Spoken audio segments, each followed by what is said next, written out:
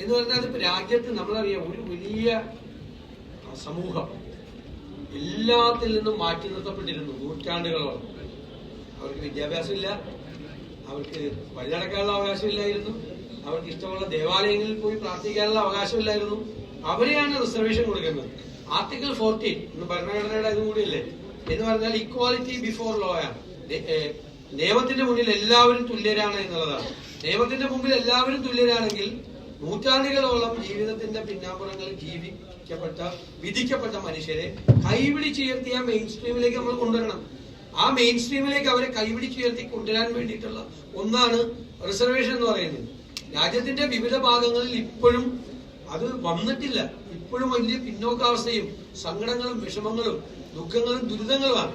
പക്ഷെ cast survey എല്ലാം നടത്തി അതിനെ ഒന്ന് റീസ്ട്രക്ചറിങ് ചെയ്യണം. അതിന്റെ സമയമായി. ആ ക്വസ്റ്റനിലൊരു കണ്ടന്റ് ഉണ്ട്. അതിനൊരു റീസ്ട്രക്ചറിങ്ങിന്റെ ടൈമാണ്.